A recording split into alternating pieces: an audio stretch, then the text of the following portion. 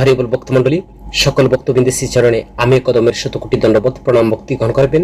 আজকে আমরা আস্বাদন করব পরমেশ্বর ভগবান শ্রীকৃষ্ণের গীতার অমৃত বাণী। তো সর্বপ্রথম আমার ছোট্ট অনুরোধ, আপনারা সম্পূর্ণ ভিডিওটি শ্রবণ করবেন এবং যারা আমাদের এই চ্যানেলে নতুন রয়েছেন, পরবর্তী কৃষ্ণ সম্বন্ধীয় ভিডিও পেতে চ্যানেলটিকে সাবস্ক্রাইব করবেন। হরে কৃষ্ণ ভক্তমণ্ডলী, কিভাবে সংসার বন্ধন থেকে মুক্ত হওয়া যায়।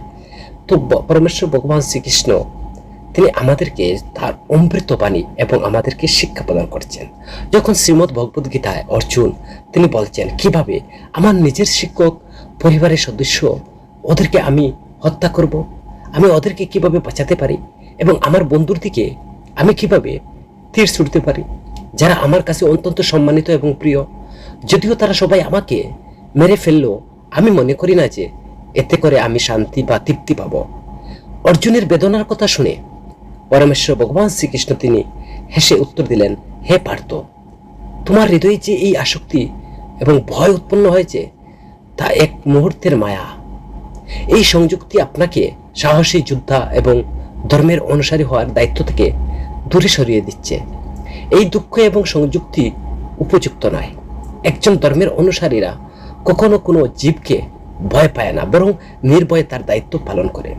পরমেশ্বর ভগবান শ্রীকৃষ্ণ অর্জুনকে ব্যাখ্যা করার সময় যা মরণশীল তা ধ্বংস হওয়া নিশ্চিত এবং যা চিরন্তর তা অমর। শরীর বদলায়, মানুষ যেমন পুরানো কাপড় ত্যাগ করে নতুন পোশাক পরে, তেমনি আত্মাও দেহ ত্যাগ করে নতুন শরীর গ্রহণ করে। তাই প্রিয়জনের দেহের জন্য একবার সুখ করো না, কারণ আত্মা অমর এবং কেউ তাকে হত্যা করতে পারবে না। পরমেশ্বর ভগবান শ্রীকৃষ্ণর এই শব্দগুলি দিয়ে কেউ হত্যা বা ধ্বংস করতে পারে না।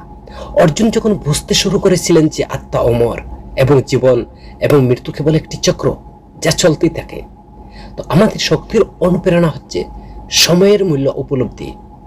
সময়ের মূল্য হচ্ছে সম্পূর্ণ ঘড়ির কাঁটার মতো। সময় জীবনের মূল্যবান খুবই গুরুত্বপূর্ণ। আমাদের সাফল্যের জন্য এক মুহূর্ত সময় নষ্ট করা কখনো উচিত নয়। তাহলে কিভাবে আমরা সময়ের মূল্য সম্পর্কে একটি শক্তিশালী সচেতনতার বিকাশ করতে পারি? গীতা আমাদের গভীর শ্রবণের উপর ভিত্তি করে রূপান্তরমূলক আলোচনার জন্য একটি আমাদেরকে দিক নির্দেশনা প্রদান করে, যা কেবল শব্দ নয়, আমাদের গভীর আবেগ এখনো গভীরতার চাহিদা শুনে। অর্জুন কৃষ্ণের কথা শুনে অনুভব করলেন এবং ফলস্বরূপ ত্রাণ তাকে তার হৃদয়ে কুলতে শুরু করে। কৃষ্ণের নির্দেশনায় তিনি গ্রহণ করতে ইচ্ছুক। গীতার জ্ঞান দ্বারা ক্ষমতাপ্রাপ্ত অর্জুন পরিস্থিতিগত কর্তব্য সম্পর্কে তিনি অস্পষ্ট থেকে জীবনের অর্থ এবং উদ্দেশ্য সম্পর্কে নিশ্চয়তায় উঠে আসেন এবং যুদ্ধক্ষেত্রে তার জন্য তারা কি বোঝায়। যখন আমরা কারো সাথে তার হৃদয়ের কাছাকাছি একটি বিষয় নিয়ে কথা বলি, তখন গভীরভাবে শোনার মাধ্যমে আমরা তার সাথে আমাদের ভালো সংযোগ স্থাপন করতে পারি। তো এই ধরনের শ্রবণ আমাদের কেবল তারাই কি বলছে তা বুঝতে সক্ষম করে না, বরং আবেগগুলো শনাক্ত করে এবং তাদের অন্তর্নিহিত চাহিদাগুলো অনুধাবন করে এবং এগিয়ে যেতে সক্ষম করে। তো গভীর শ্রবণের যথাযথ কথার বলার অন্তর্ভুক্ত বিশেষ করে প্রশ্ন জিজ্ঞাসা করে, যাতে শ্রোতা এবং বক্তা উভয়ের অভ্যন্তরীণ ভূখণ্ডের যৌথ তদন্তকারী হতে পারে। আমাদের অনুসন্ধান অগ্রগতির সাথে সাথে আমরা তাদের কথা সার্বজনীনভাবে শোনার জন্য আমরা আরো ভালোভাবে সজ্জিত এবং সুসজ্জিত হয়ে উঠি। তাদের কথা, আবেগ এবং চাহিদার প্রতি এইভাবে সংযোগ করে আমরা তাদের সাথে একটা গভীর সংযোগ স্থাপন করতে পারি। যখন তারা কেবল শোনা নয়, বুঝার অনুভব করে, তখন তারা আমাদের শ্রবণ এবং বুঝার প্রতি আরো গ্রহণযোগ্য হয়ে ওঠে, যার ফলে অভ্যন্তরীণ রূপান্তরের পথে অগ্রসর হয়। এই রূপান্তরের উদাহরণ দেওয়া হয়েছে প্রাথমিকভাবে অর্জুন যখন যুদ্ধে লিপ্ত হওয়ার বিষয়ে তার সংযম প্রকাশ করেন এবং কৃষ্ণ তাকে গভীরে যাওয়ার জন্য উৎসাহিত করেন, যথাযথ প্রতিক্রিয়াকে জানান। মজার বিষয় হচ্ছে কৃষ্ণের দৃষ্টিভঙ্গি পাল্টাতে সংজ্ঞামূলক। তিনি কাপুরুষতার দুর্বলতার কাছে আত্মসমর্পণ করার জন্য অর্জুনকে তিনি সেখানে তিরস্কার করছেন এবং মৌখিকভাবে অর্জুনকে তিনি সেখানে থাপ্পড়ও মারছেন। যদিও যুদ্ধের ঠিক আগে যুদ্ধ না করার সিদ্ধান্ত নেওয়ার জন্য একটি সম্ভাব্য প্রেরণা ছিল, এটি অর্জুনের প্রেরণা নয়। কৃষ্ণ তা জানেন। তিনি পরমেশ্বর ভগবান, সর্বজীবের অন্তরের কথা জানেন, কিন্তু তিনি চান অর্জুন তার উদ্বেগকে প্রকাশ করুক। এতএব তিনি অর্জুনের অনুপ্রেরণা সম্পর্কে সর্বাধিক দর্শকের অনুমান কি হবে তা তিনি কণ্ঠ দিয়েছেন। পরমেশ্বর ভগবান শ্রীকৃষ্ণের কথা শুনে অর্জুন প্রায় ক্রুদ্ধ হয়ে উত্তর দেন। অর্জুন কৃষ্ণের কথা শুনে অনুভব করেন এবং ফলস্বরূপ ত্রাণ তাকে হৃদয় খুলতে এবং কৃষ্ণের নির্দেশনা গ্রহণ করতে তিনি ইচ্ছা পোষণ করেন। গীতার জ্ঞান অর্জুনের পরিস্থিতিগত কর্তব্য সম্পর্কে অস্পষ্টতা থেকে জীবনের অর্থ সম্পর্কে সেখানে তিনি বুঝান। এই উদ্যোগের কথা বলার সময় তিনি পরিস্থিতির যে জটিলতাকে স্বীকৃতি দেন, তার উপায় থেকে কিভাবে বের হতে অক্ষমতা স্বীকার করেন, যা ভগবদ গীতার 2য় অধ্যায়ের 6 নং শ্লোকে। তো হরে কৃষ্ণ ভক্তমণ্ডলী, একদা এক কিংবদন্তি, অবশ্যই আপনারা সবাই তার নাম শুনেছেন, স্টিভ জবস ছিলেন। তিনি কম্পিউটার আবিষ্কার করেন, আইপ্যাড, আইফোন, এবং তিনি জগতের জীবনযাত্রার মান পরিবর্তন করেছেন তা অসাধারণ উৎপাদনশীলতার মাধ্যমে। তিনি রহস্যবাদ জিজ্ঞাসার মাধ্যমে তিনি যা বলেছিলেন তা সকলকে অবাক করে দিয়েছেন। তিনি বলেন যে সকালে ঘুম থেকে উঠতেন এবং তিনি ভাবতেন, আজকে আমি মরতে যাচ্ছি, ধরুন আজকে আমার শেষ দিন, আমার অগ্রাধিকারগুলো কি হবে? আমি যদি কাজ না করি তার মানে এটি নিম্ন অধিকার, আমাকে আরো গুরুত্বপূর্ণ করে কাজ করতে হবে। তবে স্টিভ জবস সম্ভবত জেনে অবাক হবেন যে তার যে চিন্তার এই যে আধ্যাত্মিকতার একটি নিয়ম প্রস্তাবিত করে। কবি সাধক নারায়ণ বলেছেন, কল্যাণ সাধন করতে চাইলে আপনাকে দুটি বিষয় ভুলে যাওয়া উচিত নয়। তুমি কি করতে চাও, তুমি কি চাও। আমরা ভগবানকে স্মরণ করি, সবাই ভালো করে জানে আমাদের ভগবানকে স্মরণ করার কথা। তিনি সবার আগে তোমার স্মরণ করো মৃত্যুকে, এটা হলো প্রথম কাজ। আর দ্বিতীয় কাজ হলো তারপর ভগবানকে স্মরণ করো। কেন বললেন? কারণ অন্যথায় আমরা সব কিছু স্থগিত রাখবো। আমি জানি আমার এই বিলম্বের রূপটি করা উচিত, যার ফলে আমার প্রাপ্ত সমস্ত অনুগ্রহ নষ্ট হয়ে যাবে। সেই জন্যই এর মোকাবিলা করার জন্য আপনার মৃত্যুকে স্মরণ করতে হবে। মৃত্যুর মাধ্যমে আমাদের সকল অহংকার পরিসমাপ্তি ঘটে।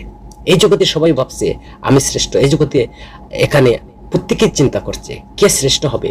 প্রকৃতির দ্বারা নিয়ন্ত্রিত প্রত্যেকেই জানে যখন মৃত্যু আসে সকল বিষয়ে পরিসমাপ্তি হয়। জন্মের সাথে সাথে মৃত্যু আসে, আর জন্ম মানেই মৃত্যু। পরমেশ্বর ভগবান শ্রীকৃষ্ণ বলেন, তুমি বন্ধন থেকে মুক্তি পেতে চাও, তাহলে এই বন্ধন কি জানো? এই বন্ধনটা হচ্ছে জন্ম বন্ধন, এটাই বড় বন্ধন। ভগবান নিজে তার অন্য রূপ এবং কার্যকলাপ সম্পর্কে ভগবদ গীতার 1 অধ্যায়ের 32 নং শ্লোকে বলছেন। আরো দুটো প্রশ্ন করেন, তিনি ভগবানের উদ্দেশ্যে জানতে চান। ভগবান বলেন তিনি হচ্ছেন কাল রূপে তিনি ধ্বংস করেন। একজন লোক তার গুরুদেবের কাছে এসে বলল, হে গুরুদেব, আপনার নির্দেশ অনুসারে আমি আমার মনকে নিয়ন্ত্রণ করার জন্য চেষ্টা করছি। অনেকবার চেষ্টা করেছি, মন তো নিয়ন্ত্রণ হয় না গুরুদেব। এখন এখানে সে আবার আমার স্থির থাকে না, এখন মন এখানে আসে আবার এখান থেকে চলে যায়। নিয়মিত আমি চেষ্টা করেই যাচ্ছি। কিন্তু গুরুদেবের কাছে তিনি বিনীত অনুরোধ করেন এবং তখন গুরুদেব তিনি ভাবলেন, মাথা নিচু করে থাকলেন এবং মাথা তুললে বলছেন, গুরুদেব কি পুত্র, আমি যা দেখছি এখন সত্যি উদ্বেগজনক। আপনি তো আরো 7 দিনের মধ্যেই মারা যাবেন। তো যেই লোকটি তার মৃত্যুর সংবাদ শুনলো তখন পা জড়িয়ে ধরল এবং এই সময় গুরুদেবকে বলছে যে অবশ্যই তিনি সব জানেন, তিনি বিচারদর্শী, তিনি আমার ভবিষ্যৎ দেখতে পাবেন এবং তিনি চিন্তা করছেন আমি 7 দিনের মধ্যে মারা যাব। তিনি গুরুদেবের চরণে পড়লেন, বললেন আমি কি করতে পারি? গুরুদেব বললেন, দেখো মৃত্যু অনিবার্য, কেউ আটকাতে পারে না। মৃত্যুর কবলে সবাই পড়তে হবে। জন্মিলে মৃত্যু, কে তা রোধ করতে পারে? কৃষ্ণ তাই করেন। দেবতাদের তো তা পারেন না, কৃষ্ণ সব পারেন। ঠিক যেমন কাউকে মৃত্যুদণ্ড দেওয়া হয়, কেউ তাকে রক্ষা করতে পারে না, একমাত্র রাজা প্রেসিডেন্ট তাকে বাঁচাতে পারেন। তাই এই জগতে মৃত্যুর দণ্ডের সাজাপ্রাপ্ত হয়ে এসেছি আমরা। এখানে কার মৃত্যু হবে না, কে কি করতে পারে না আমি মরবো না, এরকম কথা কেউ বলতে পারবে না। প্রত্যেকের মৃত্যু নিশ্চিত।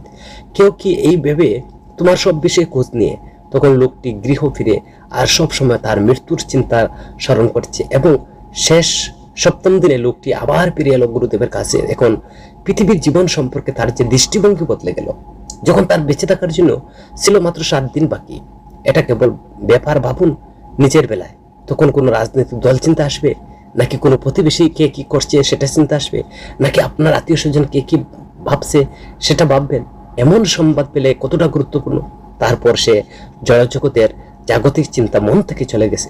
সে কোনটা করছে, খেলার কোন টিম কি করছে, কে জিতলো কে হারলো, ফেসবুকে কে কোন পোস্ট করলো, কে কি মন্তব্য করলো, এই সমস্ত জাগতিক চিন্তা তার মন থেকে উদয় হয়ে গেল। ধীরে ধীরে রাগ এবং ক্রোধ, হিংসা, ঘৃণা সংযুক্তি হলো, ঘৃণা বাষ্পীভূত হলো এবং তাই আজকে তিনি আবার তার গুরুদেবের কাছে আসলেন, কারণ আজকের শেষ দিনে তিনি পৌঁছেছেন। গুরুদেব বললেন যে দয়া করে আপনি আমাকে বলুন আমার কি করা উচিত, কি না করা উচিত। তো তিনি করুণা এখনো আসছেন বেঁচে। গুরুদেব বললেন, আপনি কি আমার এখান থেকে চলে যাওয়ার পর 2-1 দিন ভগবানের কথা ভাবতে পেরেছিলেন? তখন শিষ্য বলল, গুরুদেব, আমি আপনার এখান থেকে চলে যাওয়ার পর ভগবানের এক মুহূর্ত ভুলে যাইনি, আমি ভগবানকে সবসময় স্মরণ করেছি। গুরুদেব বলে, আপনি কি জানেন আপনি কেন ভাবছেন ভগবান? তো কেন সময় কৃষ্ণ স্মরণ করতে পারছেন সব সময়? কারণ তুমি জানো তোমার আয়ু মাত্র 7 দিন। এটি আপনার জন্য বুদ্ধির দৃষ্টিভঙ্গি পাল্টে দিয়েছে। তিনি বলছেন যে কিভাবে জ্ঞানের উপর উঠতে পারে আমরা, যেভাবে সক্রিয় হয়ে উঠি এবং মনের মধ্যে সময়সীমার অনুভূতি তৈরি হয়। আমি যখন ঘুম থেকে উঠি তখন আমি প্রতিদিন থাকাই, আমি মনে করি আজ আমার শেষ দিন, আমার বুদ্ধিতে এই জ্ঞানের অংশটুকু দিতে পারি, আজ আমার শেষ দিন হতে পারে, তা দিয়ে আমি কি করব? আমি সর্বদা ভগবানকে স্মরণ করব। মহাজনরা বলছেন, মৃত্যুকে স্মরণ করো, বৈরাগ্যের উদয় হয়। প্রতিদিন সকালে মৃত্যু স্মরণ করো এবং তারপর বৈরাগ্য আসবে। এইভাবে ভগবানকে সর্বদা স্মরণ করো। অযত্ন দূরে রেখে কিভাবে জীবনের গতিকে এগিয়ে যেতে হয় তা শিখো। গুরুদেব বলছেন, কল্যাণ চাইলে দুটো কথা কখনো চিন্তা করতে ভুলবেন না, কি চান আর আমরা ভগবানকে স্মরণ করি। সবাই জানে আমাদের ভগবানকে আমাদেরকে স্মরণ করা উচিত। যে কোনো কারণে সর্ব উৎকৃষ্ট গতি হলো পরমেশ্বর ভগবান। পরমেশ্বর ভগবান শ্রীকৃষ্ণের সন্ধান করো। পুনঃ পুনঃ জন্ম মৃত্যুর বন্ধনে আবদ্ধ থেকে জগতের নিজের অস্তিত্বকে টিকিয়ে রাখার সংগ্রাম করো এবং এই রূপ উপলব্ধি করো। প্রকৃত উপলব্ধি তখনই বুঝতে পারবে, অনুভব করতে পারবে। অহংকার পূর্ব নির্ধারিত প্রতিরক্ষামূলক মনোভাব আমাদেরকে রক্ষা করে না, এটি সেই ভুল ধারণাগুলো রক্ষা করে যা আমাদের সীমাবদ্ধ করে। যখন কেউ আমাদের দোষ ত্রুটিগুলো তুলে ধরে তখন আমাদের অহম যে প্রায় আমাদের প্রতিরক্ষামূলক প্রতিক্রিয়া জানাতে সেই দোষগুলো অস্বীকার করতে বাধ্য করে। প্রতিরক্ষা করা একটি স্বাভাবিক বেঁচে থাকার প্রবৃত্তি।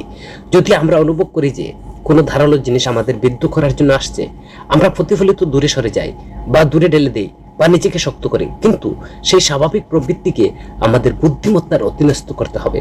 যদি আমরা জানতে পারি যে ধারালো বস্তুটি আমাদের স্বাস্থ্যের রক্ষা করার জন্য তৈরি একটা ইনজেকশন, আমরা ব্যথা সহ্য করি, কিন্তু আমি স্বীকার করি যে এই ইনজেকশন এড়িয়ে চললে আমার ব্যথা থেকে রক্ষা করা যাবে না, এটি সংক্রমককে রক্ষা করবে, যা আরো বেশি ব্যথার কারণ হবে। একইভাবে অহংকারের পূর্ব নির্ধারিত প্রতিরক্ষামূলক মনোভাব সর্বদা আমাদের রক্ষা করবে না। এটি সেই সীমাবদ্ধতাগুলোকে রক্ষা করতে পারে যা আমাদের সম্ভাবনা উপলব্ধি করতে বাধা দেয়। এই ধরনের ভুল নির্দেশনার বিশেষ করে তখনই ঘটে যখন আমাদের প্রতিরক্ষামূলক মনোভাব আমাদের শুভাকাঙ্ক্ষীর সদিচ্ছা এবং সুপরিচিত পরামর্শের দিকে বা পরামর্শের প্রতি বিরূপ করে তোলে। কুরুক্ষেত্রের যুদ্ধের শুরুতে যখন অর্জুন অভিভূত হয়ে পড়লেন তখন পরমেশ্বর ভগবান শ্রীকৃষ্ণ তার বিভ্রান্তিকরকে হৃদয়ের দুর্বলতা বলেছেন। অর্জুন প্রতিরক্ষামূলক প্রতিক্রিয়া জানিয়ে দাবি করেন যে তার বিভ্রান্তি প্রাচীনদের প্রতি শ্রদ্ধা, লোভহীনতা এর মতো মহৎ উদ্দেশ্য থেকে উদ্ভূত। যদি এগুলো তার যুক্তিতে ভূমিকা পালন করে, জীবনে শারীরিক ধারণা দ্বারা তিনি মৌলিকভাবে বিভ্রান্ত হয়ে পড়েছিলেন, কারণ তিনি সমস্যার মূলে পৌঁছাননি। তার প্রতিরক্ষামূলক যুক্তি যতই মহৎভাবে ন্যায্য হোক না কেন, তাকে এগিয়ে যাওয়ার কোনো পথ দেখাতে পারে না। তার যুক্তি তাকে পৌঁছাতে দিচ্ছে না। তার স্বীকার করতে বা স্বীকারের মতো বুদ্ধিমান হওয়ার কারণে তিনি কৃষ্ণের কাছে আত্মসমর্পণ করেন। এইভাবে গীতার মুক্তিদায়ক জ্ঞানের কাছে তিনি নিজেকে উন্মুক্ত করেন। একইভাবে যদি আমরা আমাদের অহংকার পূর্ব নির্ধারিত প্রতিরক্ষামূলক মহৎ সুবল যুক্তি প্রদান করে কিন্তু আমাদের বুদ্ধি সহায়তা না করে, তখন আমরা সেই প্রতিরক্ষামূলক বা প্রতিরক্ষামূলক থেকে মুক্ত হওয়ার জন্য আমাদের বুদ্ধিমত্তা ব্যবহার করতে পারি। গীতার জ্ঞানের কাছে নিজেকে উন্মুক্ত করে আমরা আমাদের চূড়ান্ত জ্ঞান অর্জনের ক্ষমতাকে পথ প্রশস্ত করতে পারি। পরমেশ্বর ভগবান শ্রীকৃষ্ণ অর্জুনকে তিরস্কারের প্রতি যে জোরালো প্রত্যাবর্তন করছেন, দুর্বলতার কাছে নতি স্বীকার করার জন্য কৃষ্ণ যখন অর্জুনকে তিরস্কার করছেন, অর্জুন তখন প্রতিক্রিয়া মোটেই দুর্বল ছিল না। তিনি এটা প্রকাশ করেন যে যুদ্ধের মুখোমুখি একজন সৈনিককে যে ভয় গ্রাস করতে পারে তা থেকে কোনোভাবেই কাটিয়ে উঠতে পারেন, যা তাকে বিচলিত করছে আসলে যুদ্ধ নয়, বরং বিশ্বযুদ্ধ, বিশেষ যুদ্ধ সেটা। কেন? কারণ এই যুদ্ধ অন্যান্য যুদ্ধ থেকে অনেক আলাদা। অর্জুন তার প্রতিক্রিয়া এটা তুলে ধরেছেন। সাধারণত অর্জুন ভীষ্ম, দ্রোণের মতো শ্রদ্ধেয় প্রবীণদের ফুল দিতেন, তবু এখন তাদেরকে মারাত্মকভাবে তীর নিক্ষেপ করতে হয়। জড়িত যন্ত্রণার উপর আলোকপাত করার জন্য অর্জুন কৃষ্ণের জন্য নির্দিষ্ট ব্যবহার করেছেন, যা যুদ্ধের স্বাভাবিক পদ্ধতি নির্দেশ করে। কৃষ্ণকে মধুসূদন, মধুর দৈত্য হত্যাকারী, অরিসূদন, শত্রুদের হত্যাকারী, দুটো নাম তিনি উল্লেখ করেছেন। অর্জুন ইঙ্গিত দেন যে কৃষ্ণ মধুর মতো রাক্ষসদেরকে হত্যা করতে অভ্যস্ত, এমনকি তার জন্য তিনি প্রশংসিত। ধরুন কৃষ্ণকে তার সন্তুপনী মণি গুরুদেব তার পিতা প্রপিতামহ গুরুসেনের বিরুদ্ধে যুদ্ধ করতে হয়েছিল, তিনি কি অন্তত দ্বিধাবোধ করেন না? এমনকি সবচেয়ে প্রতিজ্ঞ যোদ্ধাদের করবে। অর্জুনের অনিচ্ছা এরকম ছিল যে অন্যরা যখন ভুল বুঝে তখন আমরা প্রায় কষ্ট পাই, তো আমাদের আরো বেশি কষ্ট হয় যদি অন্যরা আমাদের ভুল বুঝে। যখন আমরা উচ্চতর কিছু নিয়ে উদ্বিগ্ন থাকি তখন আমাদের উপর নিম্ন উপদেশ আরোপ করে। সবচেয়ে বেশি কষ্ট হয় যদি আমাদের কাছে আমরা ভেবেছিলাম যে কেউ আমাকে বুঝতে পারবে, আমাদের উপর নিম্ন উপদেশ আরোপ করবে। অর্জুনের একই আঘাত ছিল, তিনি বর্ণনা করছেন।